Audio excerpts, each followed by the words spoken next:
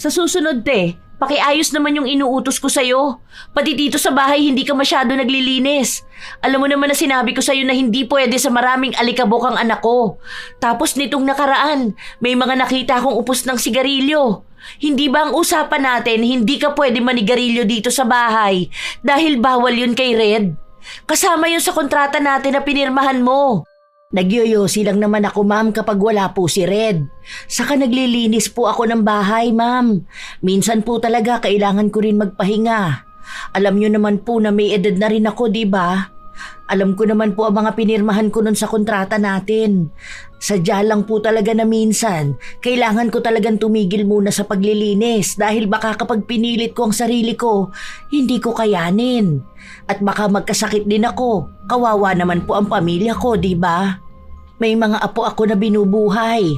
Maayos naman po ako rito dahil sinusunod ko ang utos nyo. Kung gusto nyo po talaga na maging malinis ang buong bahay, mag-hire po kayo ng kasama ko. Para may katulong din po ako rito maglinis ng bahay. Para naman po hindi lang ako ang pinupunan nyo na parang ang tamad ko sa paningin nyo. Lalo na po kapag andito yung nanay nyo. Ang kasambahay ang isa sa mga dapat maaasahan pagdating sa kalinisan sa bahay dahil ito naman ang kanilang trabaho. Pero si Milrose, isang klase ng kasambahay na sadyang tamad lalo na kapag wala ang kanyang amo. Dahil sa ganoong gawain, mapapatawan siya ng parusa gamit ang itim na kapangyarihan. Magagawa niya pa kayang maging masipag o sadyang pagdurusahan na lang niya habang buhay ang kanyang pagkakamali. Ma'am, okay na po yung pinapaayos niyo sa akin. Yung kabilang kwarto po. Tapos naitapon ko na rin po pala yung mga sinasabi niyong dapat na itapon. Sige, pakuha na rin pala ako ng tubig. Yung hindi malamig tapos paabot ako nung vitamins ko rin. Tapos bukas, habang nasa school si Red, pakilipat na ako ng ibang mga gamit niya dun sa kabilang kwarto. May katulong ka naman bukas kasi andito si Kuya Boy. Ipapabuhat ko kasi yung ibang gamit sa kwarto ni Red. Magpapalit din kasi ng kama niya. Sige po ma'am, sandali lang po. Ang dami naman itong utos. Kanina ko pa gusto magpahinga. Halos 3 buwan pa lang si Milrose sa bahay ng kanyang amo na si Geraldine. Sa loob ng bahay, 2 lang ang kasama niya.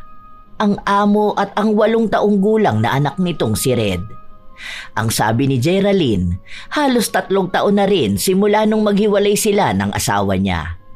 Wala naman talaga siyang balak na kumuha ng kasambahay pero dahil masyado na siyang naging abala sa trabaho, kailangan niya ng maglilinis ng bahay at ng mag-aasikaso ng pagkain ng anak niya.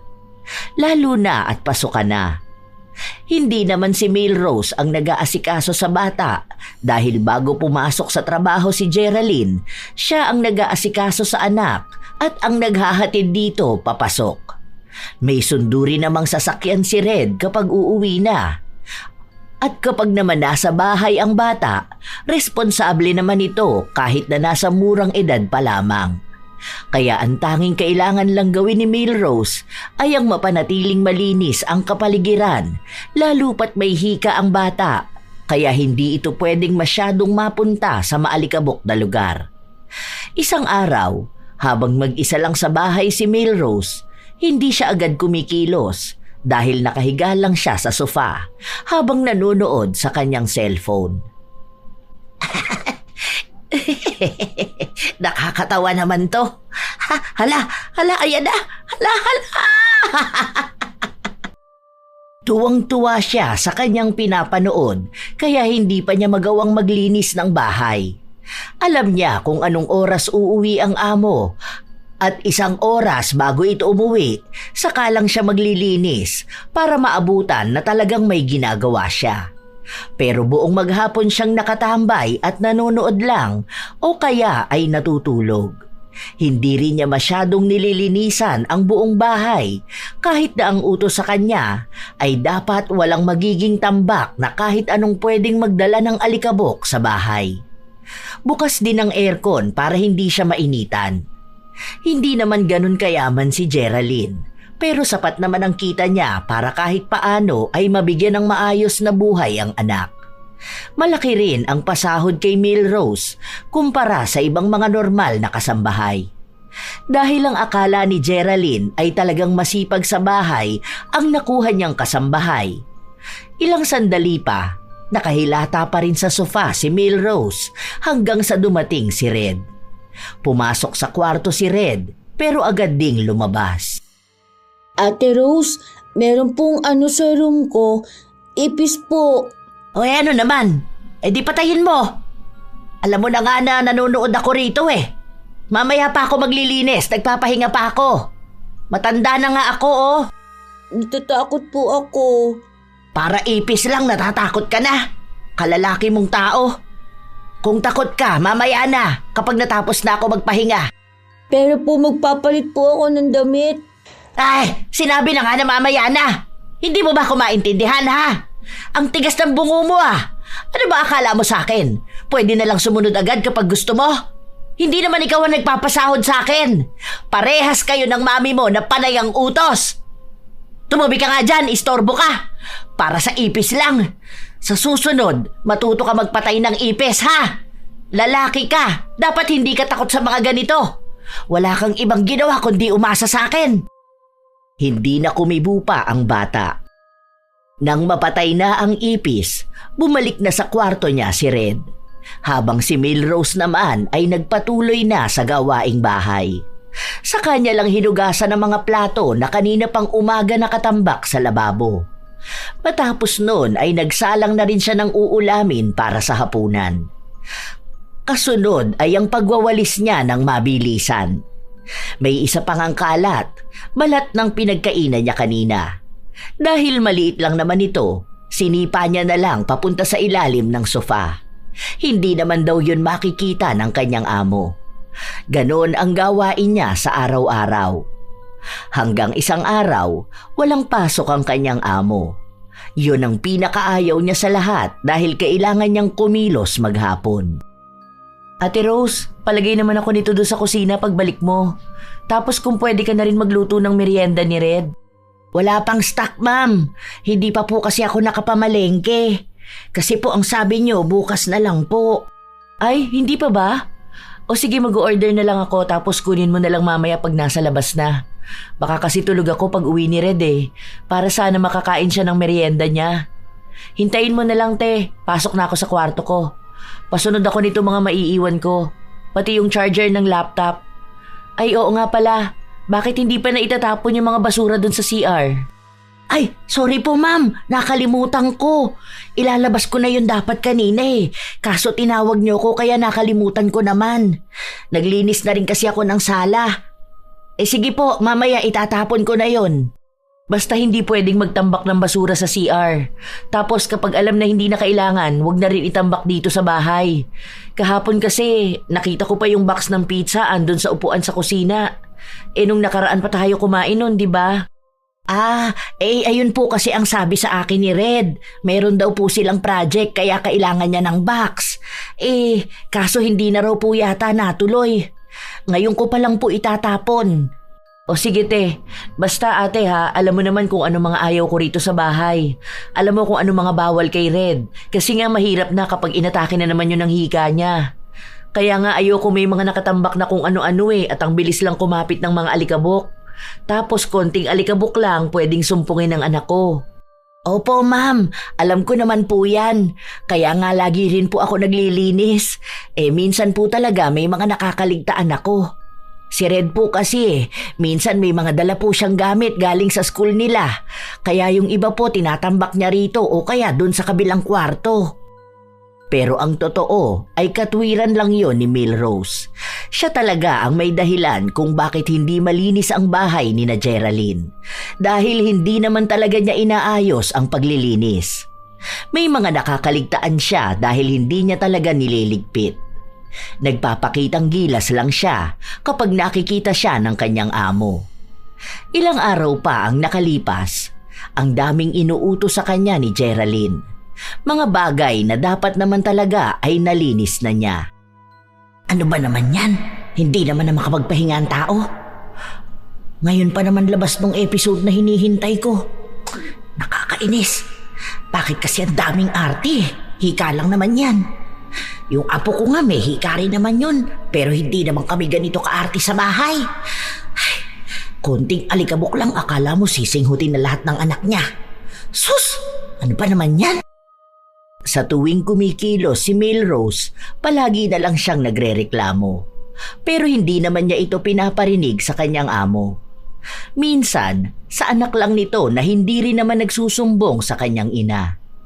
Minsan kasi, sa sobrang abala ni Geraldine sa trabaho, hindi na sila masyadong nakakapag-usap ng anak. Kaya si Melrose lang talaga ang madalas nakasama ng bata. Mukha ring hindi pa masyadong naiintindihan ni Red ang mga nangyayari, kaya malaya ang ginang na gawin ang gusto niya.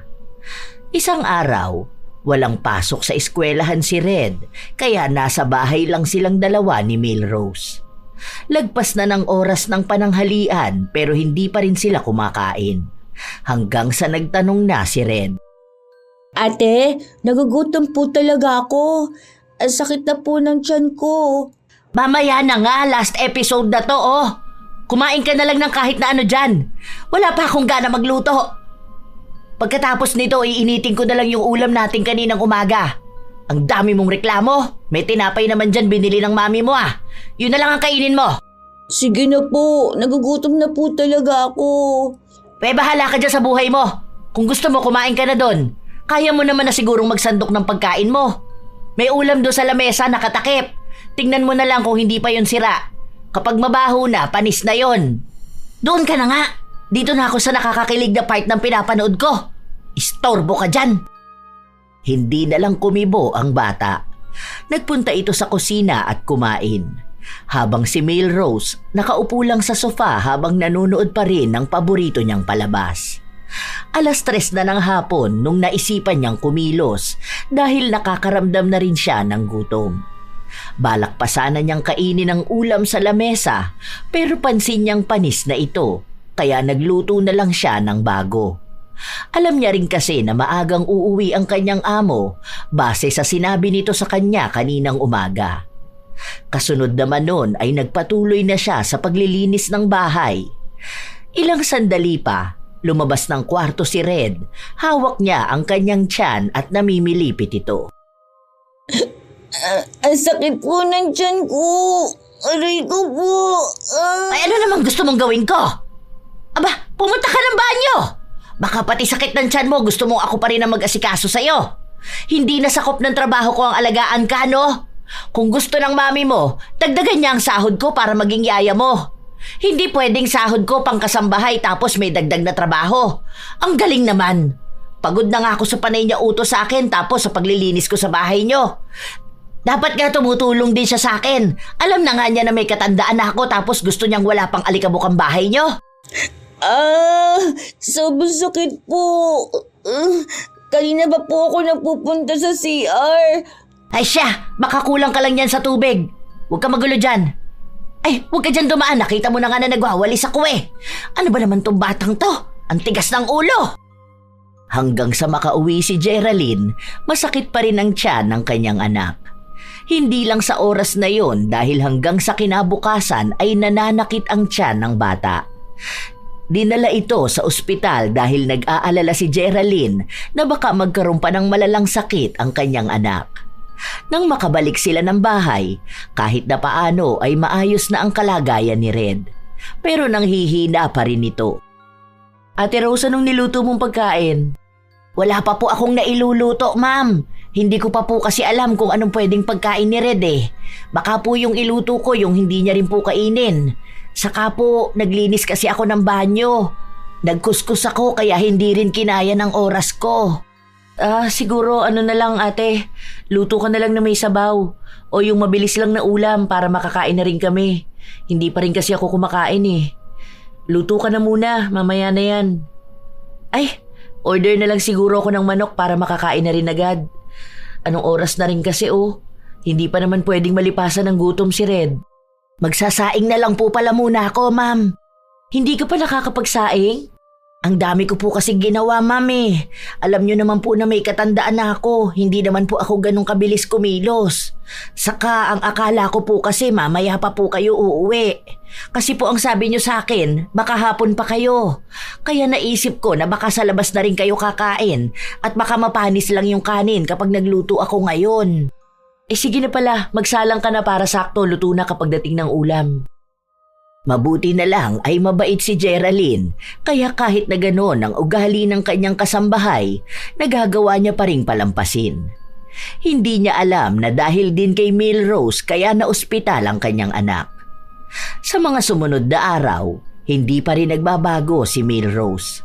Mas lalo pa nga siyang naging tamad noong hindi pinupuna ni Geraldine ang bahay.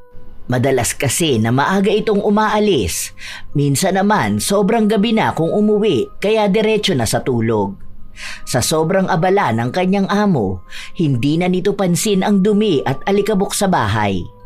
Hanggang sa isang araw, ma'am, papaalam po sana ako. Day off ko kahit 2 days po. Uuwi ako sa amin kasi po birthday ng apo ko. Kailan yan, ate? Linggo at Lunes po sana, ma'am. Saka po, mag-cash advance po sana ako. O sige, bukas na lang, wala akong cash ngayon. Bago ka umalis, pakilaban na muna yung mga damit ni Red. Wala na yata siyang uniform ngayon. Pauna ko na sa'yo yung mga yon ha, kasi ang dumi nung suot niya kahapon. May ginawa ata sa school nila kaya ganun ang nangyari sa uniform niya. Saka pala, bakit hindi ka nagpa-plancha ng mga damit? Di ba nung nakaraan ang sabi ko sa'yo pakiplansya yung damit na gagamitin ko para sa meeting namin? Pagtingin ko nakasampay lang, ako pa ang nagplansya. Ay, alin po ma'am? Yung kulay blue po ba? Yung green na polo. Ay, hala, yung blue po ang naplansya ko ma'am. Akala ko po kasi yun ang tinuro nyo. Ay, sorry po. Kahit anong kulay pa. Ang sabi ko, yung mga ginagamit ko sa office, gusto ko planchado mga yon, di ba? Pero hindi mo naman ginagawa. Pagkatapos mong laban, isasampay mo na lang. Pati uniform ni Red. Parang minsan hindi malinis ang pagkakalaba. Inaayos ko naman po yun, ma'am. Baka po kasi dahil nga sa makulit ang anak nyo sa school. Pero sige po, lalagyan ko ng extra na oras ko mga damit po. Kahit wag na po ako magpahinga. Kasi po, alam nyo naman nagawa ko rito lahat sa bahay. Pagkatapos ko magluto, maglilinis naman po ako. Siguro kung hindi mo kaya, kahit isang beses sa isang linggo ka na lang maglaba. Isasalang lang naman yun dahil bumili naman ako ng automatic. Kahit isang araw ilaan mo sa mga damit namin. Ayoko kasi talaga ng marumi ang sinusuot ng anak ko. Ano na lang ang sasabihin ng mga nanay na makakakita sa kanya? Na masyado akong pabayang ina? Ayaw mo naman palang may sasabihin sa iyo ang iba eh. Sana ikaw ang gumagawa ng ganyang trabaho. Sa akin mo inaasa lahat. May sinasabi ka ba, ate? Ay wala po ma'am. Binibilang ko po yung ginagawa ko kung anong araw pwede ako maglaba. Siguro po kapag Miyerkules na lang po. Sige te, basta yung sinabi ko sa'yo ha. Gusto ko malinis lahat. Salamat ate. Pakuha na rin pala ako ng charger ko na iwan ko sa sala. Nang lumabas ng kwarto ng amo si Milrose, hindi maipaliwanag ang kanyang mukha. Iniisip niya pa lang ang pinapagawa sa kanya ng amo para bang pagod na agad siya. Inaabuso nitong amo ko ang karapatan ko Panay utos sa akin pero wala namang dagdag na sahod. Kung tutuusin, pwede ko siyang ireklamo niya na. Parang sinabi niya na huwag ako magpapahinga. Anong gusto niya? Puro lang ako trabaho. Tapos pagkuha man lang ng charger, kailangan pang iutos sa akin. Para naman naging baldado dahil lang sa nakakuha ng kasambahay. Ay, bahala siya. Madalas naman siyang wala sa bahay kaya makakapanood pa rin ako. Kasambahay naman ako, hindi nila ako alipin. May karapatan pa rin ako magtrabaho kung kailan ko gusto. Wala naman siya magagawa kapag direklamo ko siya. May batas naman sigurong magtatanggol sa mga kasambahay na gaya ko. Kahit na ilang beses nang pinagsabihan ni Geraldine si Milrose, hindi pa rin niya ginagawa lahat. Kapag may inuutos sa kanya, lagi niyang sinasabi na huwag masyadong marami dahil nga isa lang siya na kasambahay at may katandaan na siya. Minsan pa nga na dumalaw ang ina ni Geraldine sa bahay at pinagmamasdan ang trabaho ni Milrose. Pinuna rin ang itsura ng bahay. Ito rin ang nakakita ng mga kalat na isinisiksik niya lang sa kung saan. Pero napapalusutan naman yun ni Melrose at sinasabi niya na si Red talaga ang may gawa nun dahil ang mga bata mahilig magsiksik ng mga pinagkainan kung saan-saan. May napansin din ang ina ni Geraldine na mga langgam. Dahil doon ay napagsabihan si Melrose. Ito naman, papansin masyado. Hindi naman siya ang amo ko. Akala mo siya nagpapasahod sa akin. Bumibisita lang naman siya rito. Nakakainis. Ang daming pinupuna. Ay siya kaya maglinis dito. Tingnan mo, kapag ako nainis sa babaeng to, sasagutin ko talaga yan. Di siya umayos dyan. Walang magawa si Melrose dahil hindi naman niya basta pwedeng sagutin ang ina ng kanyang amo dahil baka mawalan pa siya ng trabaho. Sinunod na lang niya ang mga utos nito at ang mga pinapalinis sa kanya. Hanggang sa umuwi na rin ito kinagabihan. Pero hindi pa rin pwedeng magpahinga si Melrose dahil andoon naman na ang tunay niyang amo. Kaya nung gabi na matutulog na siya, pagod na pagod siya. At dahil doon, binawi niya ang pahinga kinabukasan. Buong araw talaga siyang walang ginawa kahit na ang magluto. Hapon naman na nung umuwi si Red at gagabihin ang kanyang amo. Sinabi rin sa kanya na magluto na lang siya ng ulam na sapat lang sa kanilang dalawa dahil hindi naman doon kakain si Geraldine. Ano pong ulam? Magluluto na lang ako ng tosino. Pero mamaya na ha, last episode na to. Bawal daw po ako dyan, sabi ni Mami. Ang arte naman. Pwede ka niyan. Isang beses lang naman eh. Hindi ka naman kakain palagi.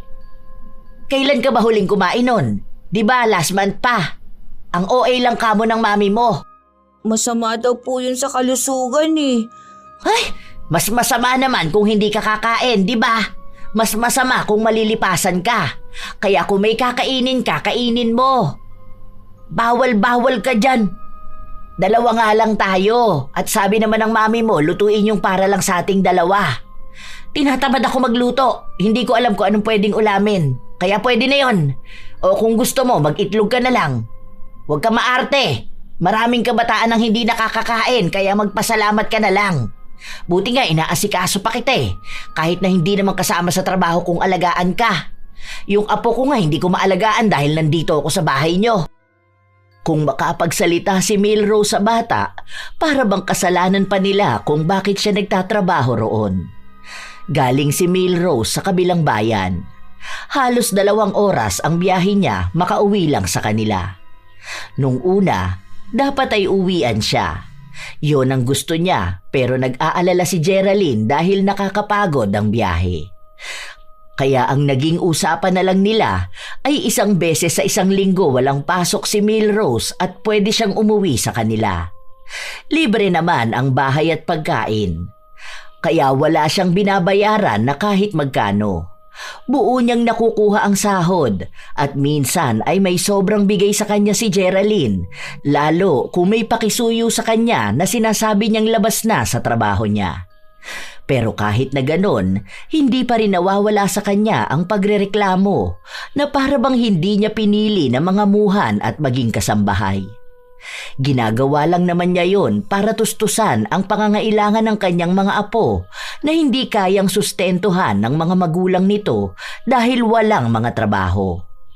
Ilang araw pa ang nakalipas, dumating ang 2 araw na uuwi si Melrose sa kanyang pamilya.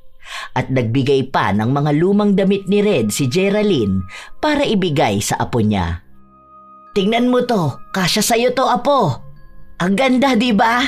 Buti na lang binigay yan ni Ma'am. Matagal ko na yan nakikita doon sa kwarto ng anak niya eh. Marami pa nga yan, kaso hindi naman binigay sa akin yung iba. Hindi pa raw kasi niya maharap na tingnan yung mga damit na hindi ginagamit ng anak niya eh. Grabing pagod ko doon sa trabaho ko. Paano? Hindi naman kasi naglilinis yun. Talagang inaasa na lang sa akin lahat. Mano sana eh, na kapag nakakita siya ng kalat o wala siyang pasok sa trabaho, magwalis man lang sana siya, di ba? Hindi naman sobrang yaman. Ano lang, sakto lang. May 4 na kwarto yung bahay, tapos naka-aircon yung sala nila. Hindi naman mansyon ang bahay pero ang arte. May hika kasi yung anak nun. Hindi raw pwede kahit alikabok. Para namang mamamatay agad anak niya kapag may alikabok ang bahay nila. Naghahanap nga ako ng batas na magsasabi na hindi pwedeng abusuhin ng pagtatrabaho ng kasambahay para hindi ako laging pagod. Hanggang sa bahay nila, walang ibang ginawa si Milrose kundi ang magreklamo kung ano-anong pinagsasasabi niya sa mga nakakausap niya. Lahat naman ng inirereklamo niya ay mga normal na dapat na trabaho ng isang kasambahay. Kahit na nasa bahay nila ang ginang, ganun din naman ang ginagawa niya.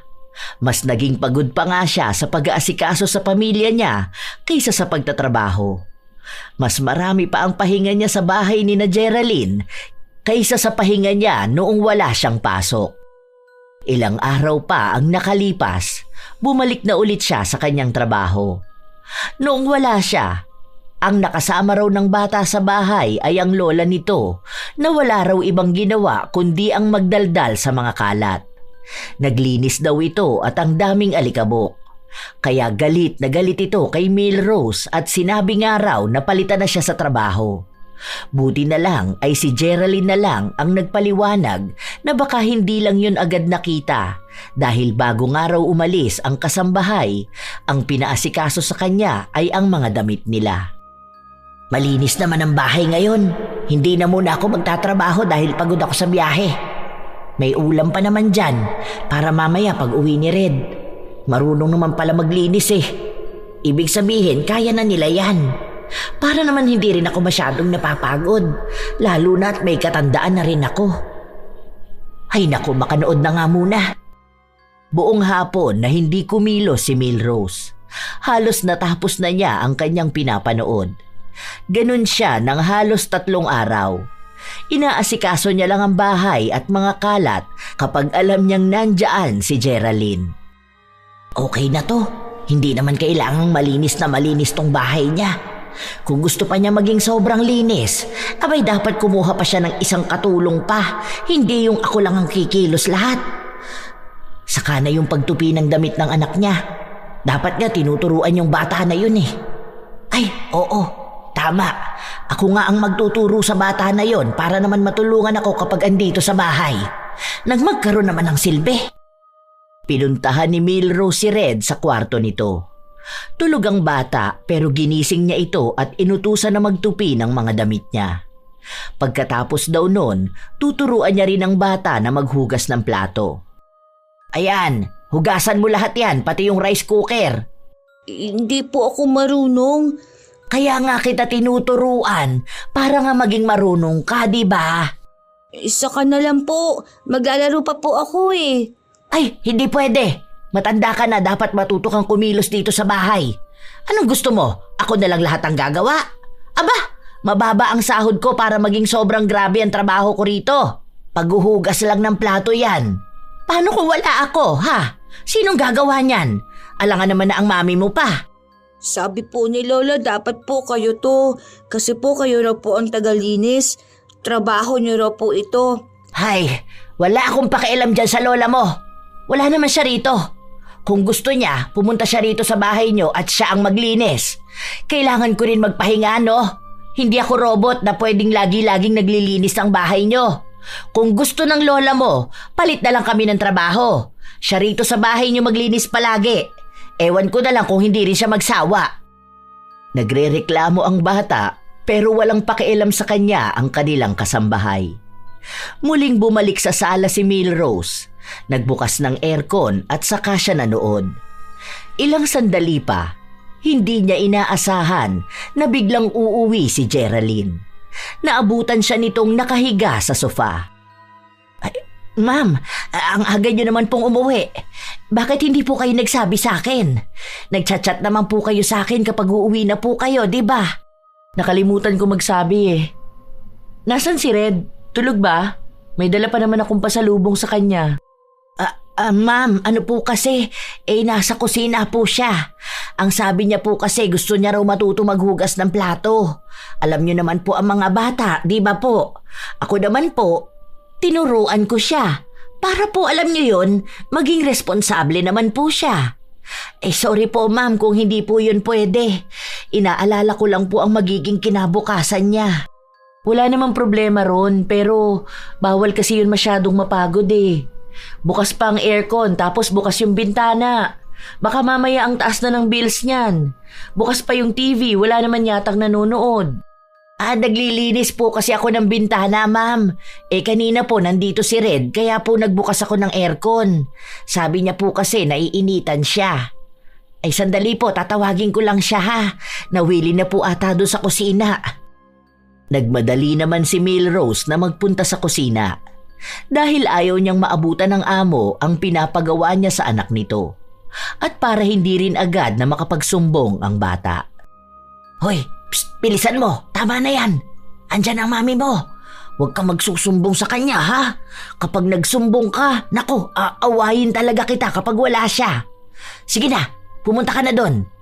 Umayos ka, ha? Tayo lang ang madalas na magkasama. Yari ka talaga sa akin. Palaging tinatakot ni Milrose ang bata. At dahil nga bata pa ito, madali siyang nasisindak. Dahil sa ganoong pangyayari na bigla ang umuuwi si Geraldine nang walang sinasabi sa kanyang kasambahay, naging maingat na ang ginang sa kanyang pagpapahinga.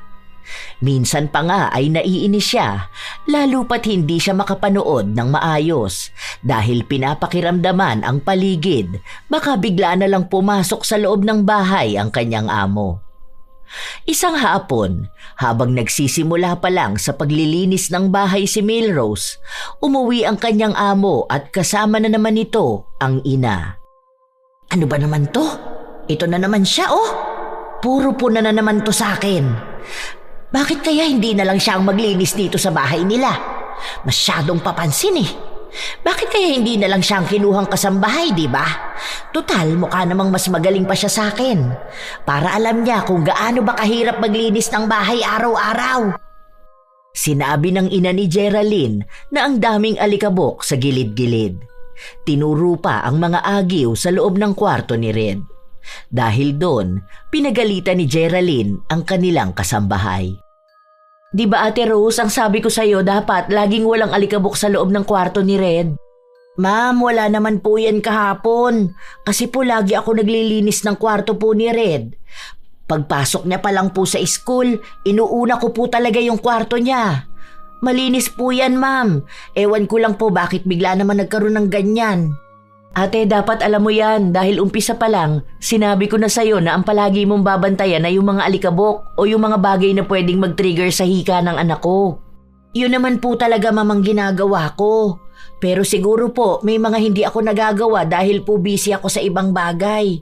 Tulad po ng pagluluto at paglalaba po. Ma'am, isa lang naman po kasi ako rito sa bahay niyo. Itong air purifier, nilinisan mo na bang filter? Every 2 to 4 weeks to ha? Ginawa ko na po yan last week, ma'am. Kahit po tingnan nyo yan, malinis pa po yan. Bakit may mga tambak na namang gamit dito? Di ba pinalipat ko na sa'yo to nung nakaraan? Hindi mo ba to inaleste? Ay naku ma'am, hindi ko po alam. Baka po kinuha na naman ni Red. May isa pa nga pong laruan siyang kinuha eh. Minsan po kasi hindi ko napapansin ang ginagawa niya. Isa rin to sa babantayan mo, Teha.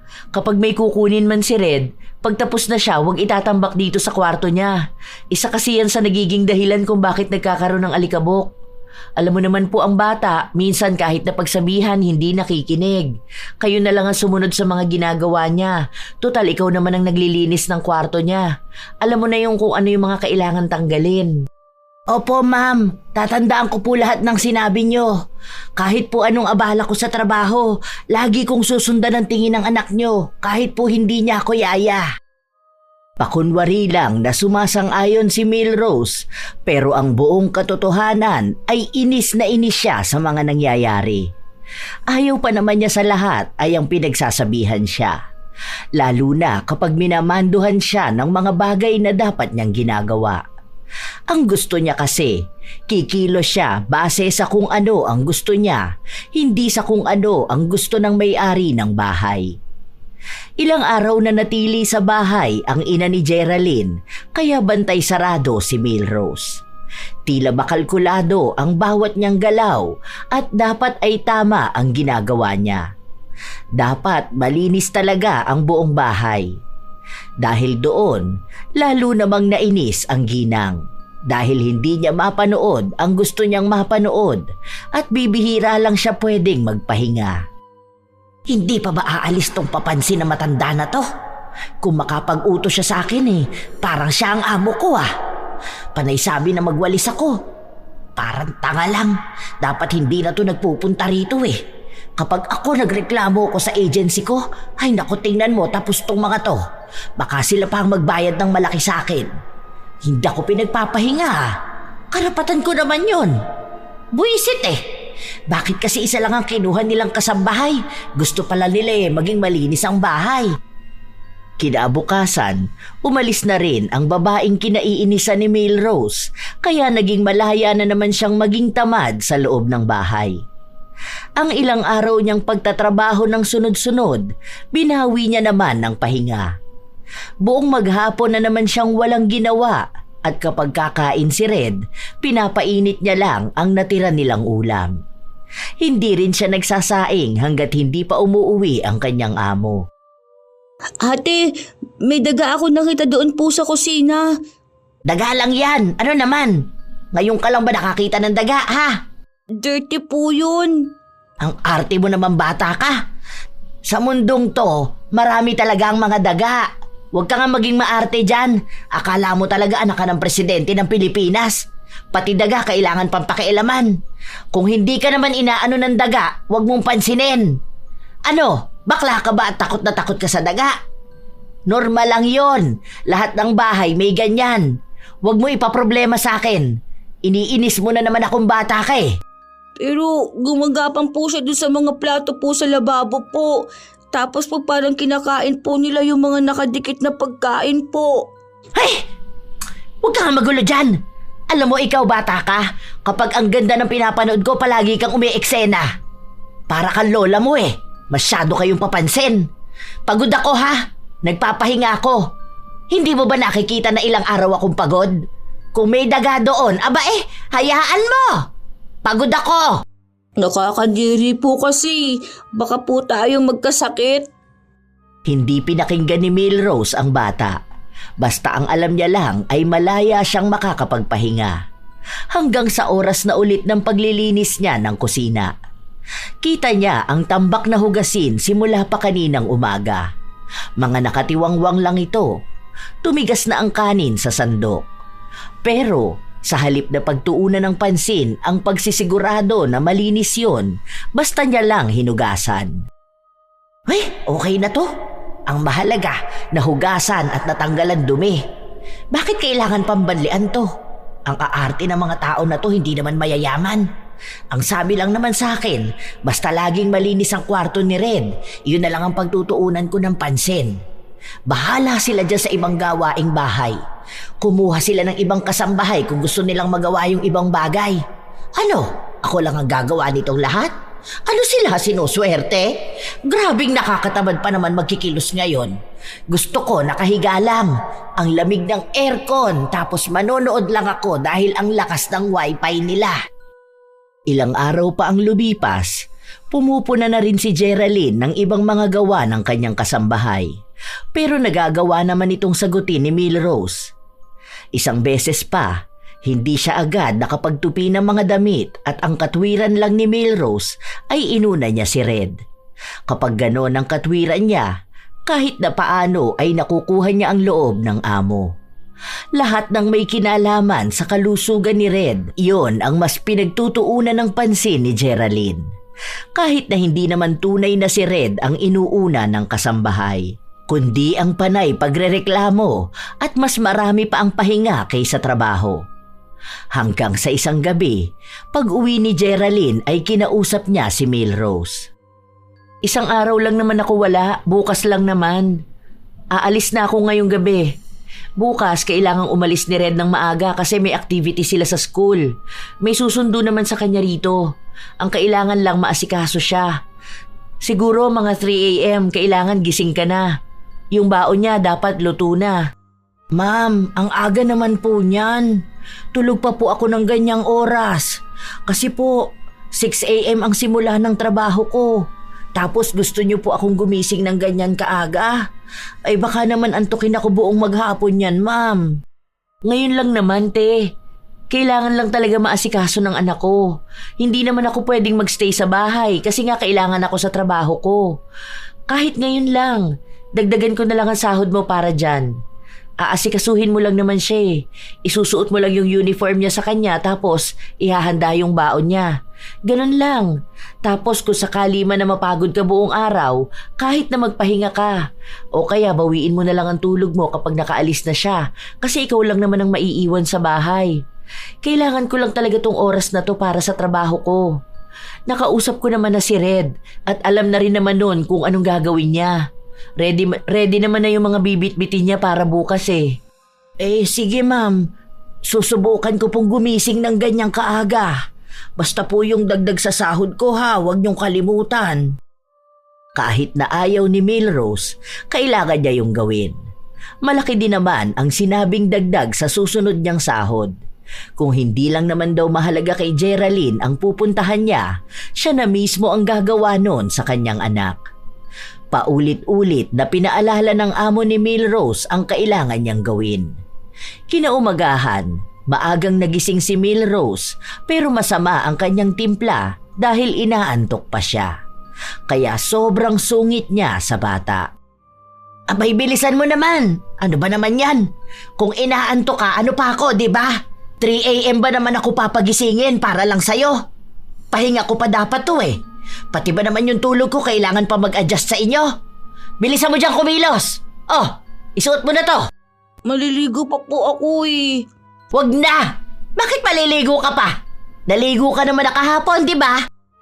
Hindi po pwede kasi po maglalaro kami mamaya. Kailangan po nakaligo ako. Saka po sabi ni Mami po lagi dapat naliligo. Hay, ang dami mong arte! Hindi! Magbihis ka na dyan!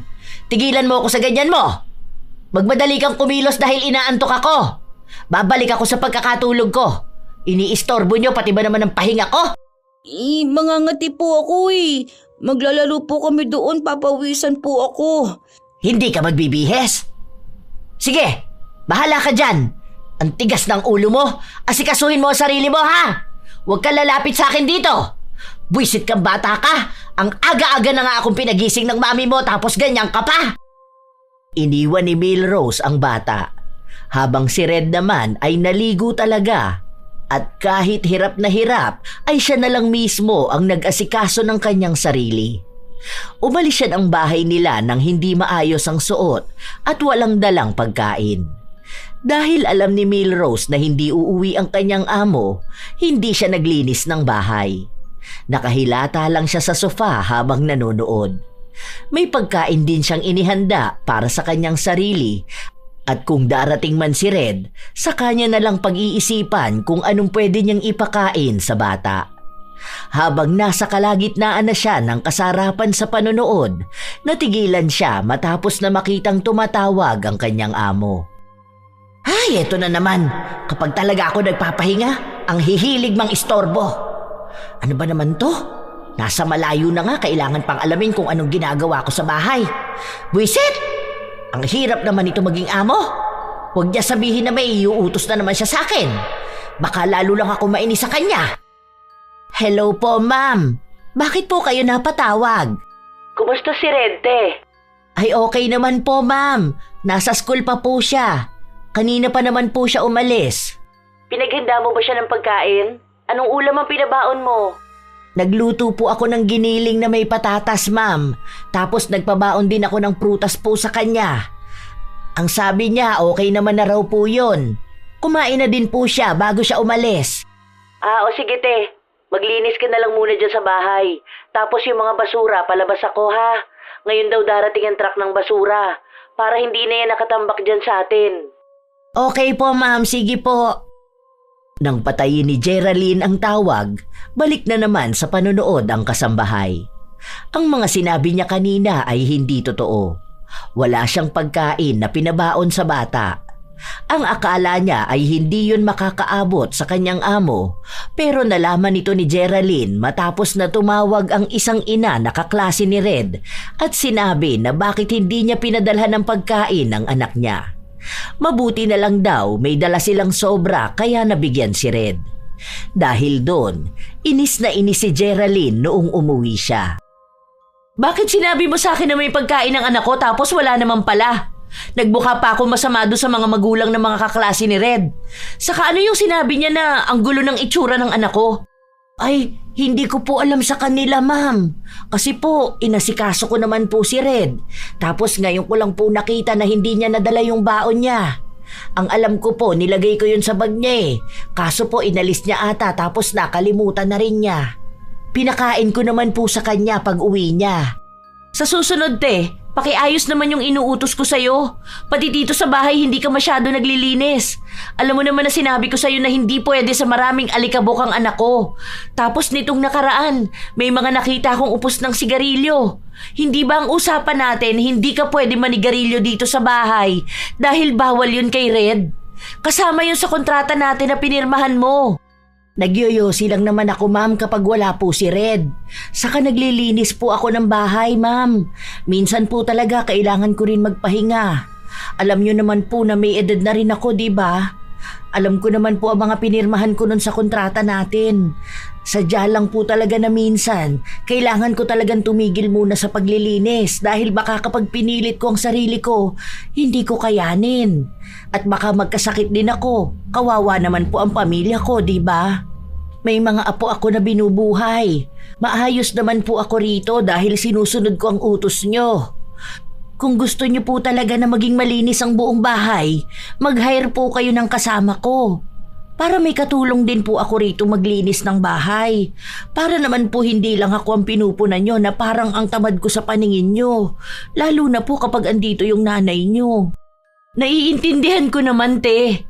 Kaya nga hindi kita pinipilit magtrabaho, di ba? Na may pahinga ka naman talaga. Pero sana, alam mo kung anong lugar mo, kung anong trabaho mo.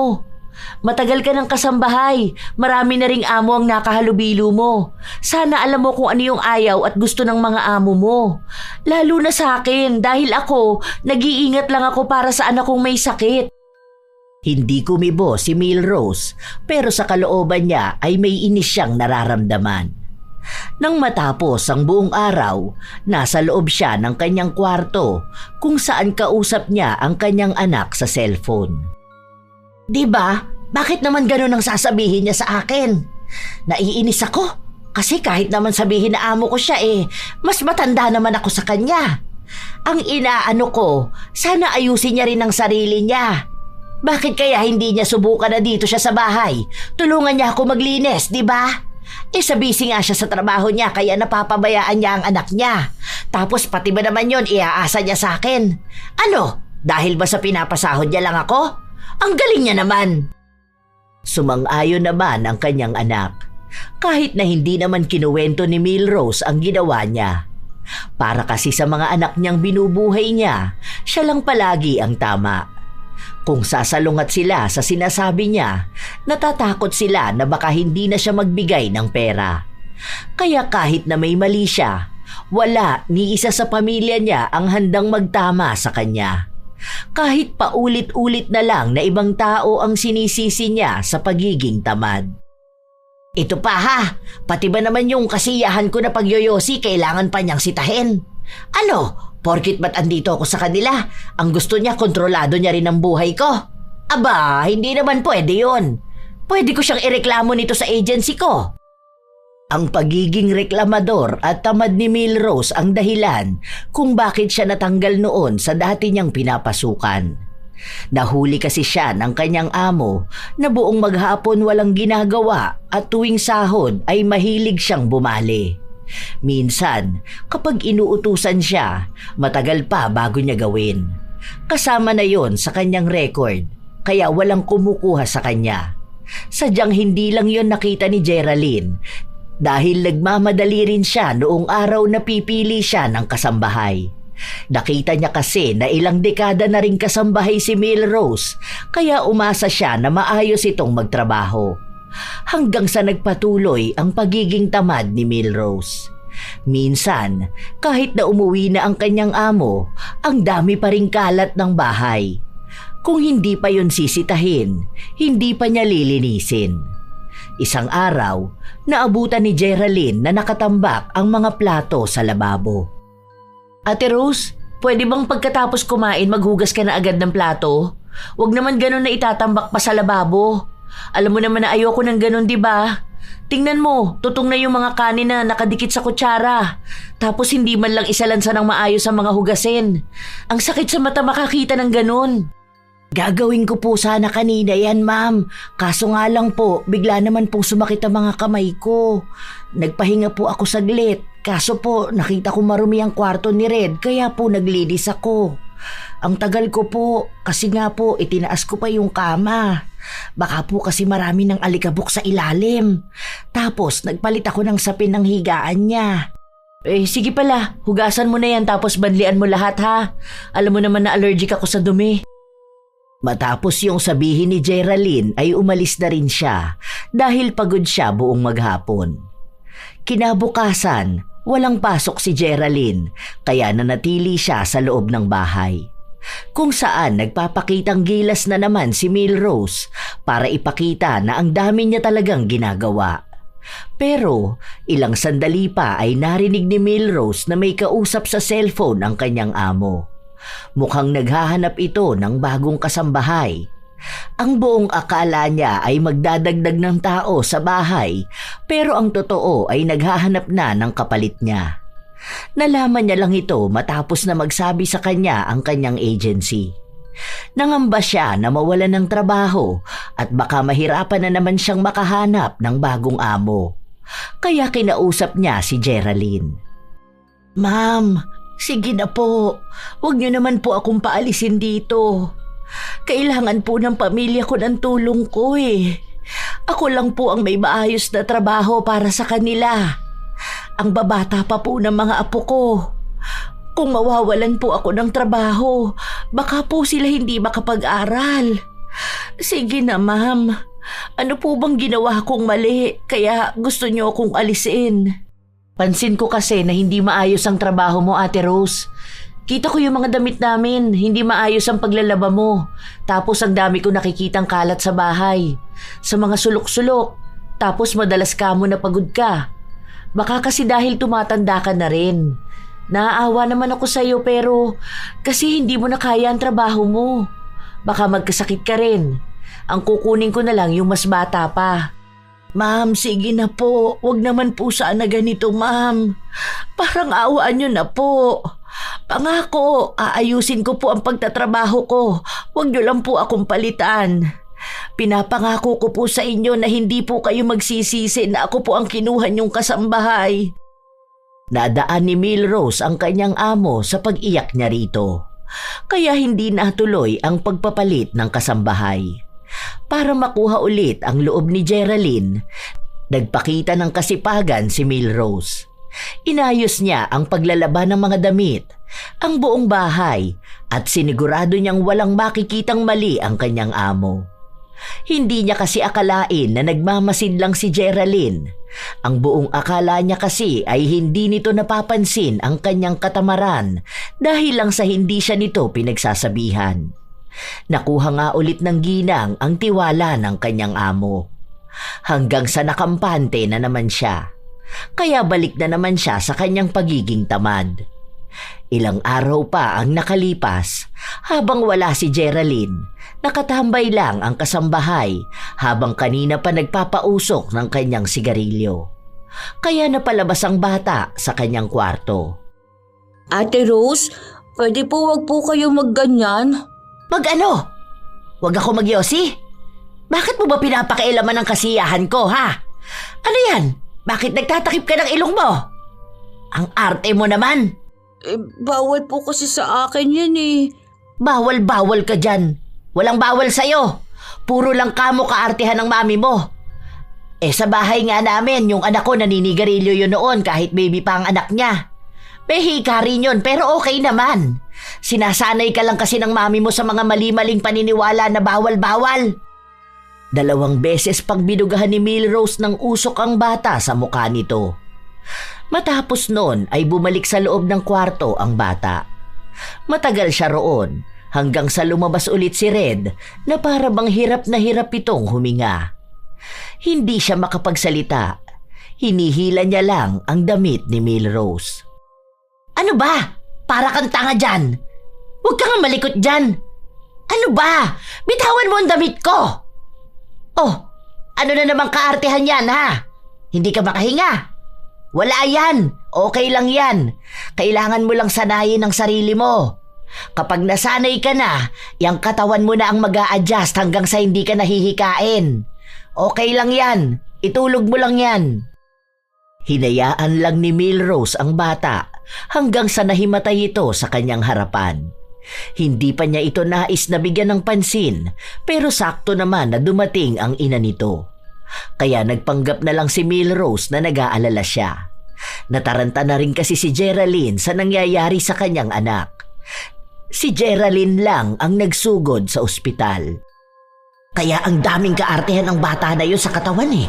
Konting sakit, takbo sa ospital. Kaya mas lalong nagiging sakitin. Ay, okay na yun. Sana magtagal sila sa ospital para walang mag-uuto sa akin sa bahay. Pwede na siguro ako magpahinga. Okay na to. Bakit pa ako maglilinis wala naman sila? Gaya nga ng hiniling ni Milrose, matagal na nanatili sa ospital si Red. Hindi ito makalabas hanggat hindi nagiging maayos ang kalagayan nito. Kaya masaya ang ginang, lalo pat hindi siya kumikilos sa loob ng bahay. Panay lang siya nood. Nagluluto lang siya kapag magsasabi ang kanyang amo, kaya kapag wala, pagkain niya lang ang niluluto niya. Halos 3 araw na ganon, kaya 3 araw din naging maalikabok ang bahay. Isang hapon, umuwi si Geraldine. Ate, bakit hindi pa malinis dito sa bahay? Itong kwarto ni Red, hindi pwedeng maalikabok to kasi uuwi na siya bukas. Baka atakihin na naman yun. Pakipalitan yung sapin niya ha, pati punda at kumot. Tapos ilabas na muna yung mga laruan niya. Basta walang kahit na anong alikabok. Ah, ganun po ba? Sige po mamaya maglilinis ako dyan. Tatapusin ko lang po itong pinapagawa niyo sa akin. Isa-isa lang po ma'am kasi isa lang naman ang katawan ko. Hindi ko naman kayang pagsabayin yan lahat. Tapos yung CR, bakit naninilaw naman yung inidoro? Tapos yung mga basura dun, ang dami pang mga buhok. Di ba ang sabi ko gusto ko palaging malinis ang bahay lalong-lalo na sa CR? Saka simula ngayon, huwag ka nang maninigarilyo ha. Yun kasi ang nakakapag-trigger ng hika ng anak ko eh. Pakiusap ko naman sa'yo. Kung ayaw mo matanggal sa trabaho, huwag mo naman yun gawin. Kung hindi mo talaga kaya, sana sa labas ka ng bahay. Yung malayo sana sa maaamoy ng anak ko. Ma'am, hindi naman po ako naninigarilyo malapit kay Red. Alam ko naman po na bawal sa kanya yun. Kahit na nasa kwarto ang anak ko, maaamoy niya pa rin yun. Alam mo naman kung gaano siya kasensitive, di ba? O kung dito sa loob ng bahay, kapag lumabas siya ng kwarto, maaamoy niya pa rin yun dahil kulob dito. Kung mauulit pa rin to, wala na ako magagawa kundi tanggalan ka ng trabaho. Huwag naman po sana ganyan, ma'am. Kailangan po ng pamilya ko ng pera. Maawa naman po sana kayo sa akin. Ako lang po talaga ang inaasahan nila eh. Baka po magutom sila kapag wala na akong sinasahod. Kung gusto mo ng trabaho, ipakita mo na karapat dapat ka sa trabaho. Dahil hindi kita pinapasahod para lang maging tamad dito sa bahay. Lalo na ang ipahamak ang anak ko.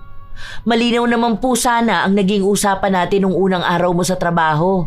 Ako kasi yung klase ng tao na ayaw ng tamad eh. Kasi mabigat sa buhay kapag tamad ang isang tao. Kaya kung tamad ka ate, wala na akong magagawa kundi ang tanggalin ka. Mukhang hindi na kaya pang daanin ni Milrose sa pagpapaawa ang kanyang amo. Nagsabi na rin sa kanya ang agency niya na baka sa mga susunod na buwan ay alisin na siya. Lalo na kung makakahanap ng bagong kasambahay. May mga nakakausap na si Geraldine at nagiging pihika na rin ito sa paghahanap ng tatao sa bahay nila. Dahil nadala na siya sa ginagawa ni Milrose. Hindi niya lang ito matanggal agad dahil hindi pa tapos ang kontrata nila. Sa susunod na buwan pa lang ito matatapos. Para makuha ang loob ng amo, naging todo ang pagpapakitang gilas ng ginang. Kahit na walang utos sa kanya, kumikilos siya ng kusa. Iniisip niya na sa paraan na yon, magbabago ang isip ni Geraldine na palitan siya. Pero wala pang 1 linggo ay tinatamad na siya. Ano ba yan? Nakakatamad naman magkikilos dito sa bahay na to. Bakit ba kasi kailangan ko pa magpakitang gilas? Sa nakakatamad naman talaga. Ay, bakit kasi hindi pa rin madaan sa pagpapaawa ang babae na yun eh? Hindi man lang ba siya nakakaramdam ng awa sa akin at sa pamilya ko? Sa totoo naman talaga na mahirap magkikilos. Dahil ba sa mahirap lang ako at katulong lang ako, iisipin niyang madali lang makahanap ng ibang maglilinis ng bahay niya? Akala naman niya magtatagal ang bagong kasambahay na yun. Panigurado ako, tatamarin din yun. Sa mga araw na lumipas, wala na talagang pag-asa si Melrose na manatili sa bahay ni na Geraldine. Sinasabihan na siya nito na 2 linggo na lang siya sa bahay dahil darating na ang bagong kasambahay. Dahil doon, mas lalo namang naging tamad si Melrose. Hindi na talaga siya naglilinis ng bahay. Hinahayaan niya ang mga tambak na hugasin. Kung hindi pa siya pagsasabihan, hindi siya kikilos. Pero bago siya kumilos, halata naman sa kanya na tamad siya. Kapag may utos sa kanya, nagrereklamo siya palagi. Hanggang sa isang araw, bigla na lang siyang nagkasipon. Barado ang kanyang ilong. Yung last na sahod mo, isasabay ko na sa last day mo. Nakausap ko na yung agency mo. Total yun na rin ang end of contract mo rito sa bahay. Hindi ka man lang po ba naaawa sa akin, ma'am? Sa ganito ko pong edad at sa estado po ng buhay ko. May awa naman ako pero hindi sa lahat ng oras. Kalusugan ng anak ko nakasalalay. Ibig sabihin nun pati buhay niya. Isa pa, hindi naman ako masamang amo. Kapag kailangan ng pamilya mo ng pera, kahit hindi pa sahod, nagbibigay naman ako, di ba? Kapag naman gusto mong umuwi sa inyo, ayos lang naman sa akin. Kapag masama ang pakiramdam mo, walang problema kung magpapahinga ka. Pero sana alam mo rin kung anong trabaho mo. Binayaran kita bilang kasambahay. Ang ibig sabihin lang nun, kumilos ka bilang kasambahay. Kung tatamarin ka lang palagi, baka siguro dapat hindi ka na magtrabaho. Hindi naman po ako tamad, ma'am. Sadya lang talaga na minsan, hindi ko kayang magtrabaho. Hindi ko na yun kasalanan, ate. Basta pinagbigyan na kita ng 1 taon, tama na yun. Hindi pwedeng nagbabayad ako ng tama para sa taong stress lang din naman ang ibinibigay sa akin sa bahay ko. Kung hindi nyo na kaya, huwag nyo napilitin ang sarili nyong magtrabaho. Kung kailangan ng mga apo nyo, huwag nyong gawing tamad ang mga anak nyo. Silang pagtrabahuhin nyo. Kahit na umiiyak si Melrose, walang naging simpatya sa kanya ang amo. Sinabi lang sa kanya nito ang paalala na aalis na siya dahil may nakita ng mas maayos kesa sa kanya. Habang lumilipas din ang araw, hindi pa rin naaalis ang tila ba nakabara sa ilong ni Melrose. Hindi siya makahinga kung hindi siya hihinga sa kanyang bibig. Ang akala niya ay normal lang itong sipon na mawawala kapag ininuman niya ng gamot. Pero hindi. Dahil noong nalaman ni Geraldine na binugahan niya ng usok ng sigarilyo si Red at hinayaan niya lang ang bata kahit humihingi ito ng tulong sa kanya, ay pinakulam niya si Melrose. Alam ni Geraldine na mali ang ginawa niya, lalo pat matanda na ang gagantihan niya. Pero paraan niya yon para iparana sa ginang kung ano ang pakiramdam ng isang tao na nahihirapang huminga. Ay, ano ba naman ito? Bakit babarado tong ilong ko? Nagsuog na ako, hindi pa rin nawawala. Ang hirap nito, natutuyo ang lalamunan ko kapag laging nakabuka ang bibig ko. Buisit naman oh, hindi pa ba ito matatanggal? Bakit kaya nagbara tong ilong ko? Baka kasi ang dumi ng bahay nila at ako ang naglilinis ng alikabok. Nagkasakit na ako tapos aalisan pa ako ng trabaho. Ay hindi naman ito makatarungan. Pwede ako magsampa ng kaso nito sa amo ko. Gustong kasuhan ni Melrose si Geraldine pero hindi pumayag ang agency na tulungan siya. Dahil baka sa halip na si Geraldine ang makulong ay siya pa. Lalo na at ang daming reklamo sa kanya mula pa doon sa mga nauna niyang amo. At wala rin naman siyang perang gagamitin niya panlaban. Hanggang sa dumating na ang araw na kailangan na niyang umalis. Ma'am, okay lang po ba na bukas na lang ako umuwi sa amin? malakas po ang ulan. Tapos, masama po ang pakiramdam ko. Tapos, barado pa ang ilong ko. At nahihirapan akong huminga kapag po inuubo ako. Sige, wala namang problema sa akin. Kahit bukas ka na umuwi kapag maayos na ang panahon. Ma'am, baka naman may chance pa ako. Kung noong wala kang ang sakit, hindi ka na makapagtrabaho ng maayos. Ngayon pa kaya? Tingnan mo nga sa bibig ka na humihinga tapos inuubo ka pa. Magpahinga ka na lang, Ate Rose, para naman makauwi ka na bukas. Ma'am, sige na po.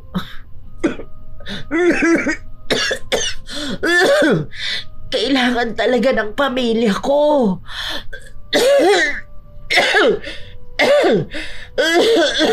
Kung kailangan pala ng pamilya mo, bakit nagsayang ka ng opportunity? Nabigyan ka na ng trabaho kahit na ganyan na ang edad mo tapos hindi mo pa inayos ang trabaho mo. Sana sa susunod kung sakali man na may kukuha pa sa'yo bilang kasambahay, ipakita mo na dedikado ka sa trabaho mo. Mabait naman ako sa'yo pero hindi na ako sasagad pa sa kabaitan ko. Maayos kitang pinatapos ng kontrata. Kahit pwede na ako mag-file ng reklamo sa katamaran mo. Iniisip ko na para kahit paano makapag-ipon ka para may pera kang maiuwi sa bahay nyo. Basta sana sa susunod na trabaho mo huwag ka ng ganyan. Ma'am, hindi naman po ako tamad. Kahit kailan po hindi ako naging tamad. Sadya naman pong hindi maalikabok tong bahay nyo pero gusto nyo palagi na lang ako maglinis. Nakakapagod naman yun kung araw-araw kong gagawin, hindi ba? Teka, sambahay ang kinuha mong trabaho. At araw-araw ang bilang ng sahod mo sa akin. Alam mo na sobrang sensitive ng anak ko. Konting alikabok lang yon sa higaan niya. Hirap na siya makahinga. Kada dagdag na trabaho naman, dagdag na sahod, di ba? Hindi naman kita minaltrato. Okay naman kita kausapin. Kahit anak ko, hindi ko naman inaasa sa'yo. Maliban na lang kung magluluto ka ng pagkain. Sana alam mo na lahat ng ginagawa mo sa bahay ko, nakasulat sa kontrata na trabaho mo. May day off ka at bayad yung day off na yon. Kapag uuwi ka sa inyo, nagbibigay ako ng pamasahe mo. Swerte ka na nga kung tutuusin pero kung ano-ano pang ginawa mo. Ayoko na makipagdiskusyonan sa'yo dahil tapos naman na ang trabaho mo sa akin. Yun na lang yun. Hanggang doon na lang yun. Good luck na lang sa susunod mong papasukan. Kahit na ganon, hindi pa rin nakarinig ng paghingi ng tawad si Geraldine mula sa kanyang dating kasambahay. Pinipilit pa rin ni Milrose na wala naman talagang masama sa ginawa niyang maging tamad. Hanggang sa tuluyan na siyang umalis sa bahay ni na Geraldine. Pagka-uwi niya sa kanila, hindi pa rin nawawala ang pagiging barado ng kanyang ilong. Minsan, kapag naman inuubo siya, sadyang hirap siyang makahinga.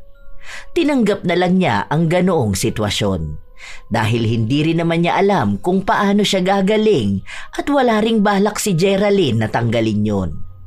Hanggang sa ilang buwan pa ang nakalipas, nagkaroon ulit siya ng bagong trabaho. May napasukan siyang bahay pero hindi ito katulad ni Geraldine na mabait.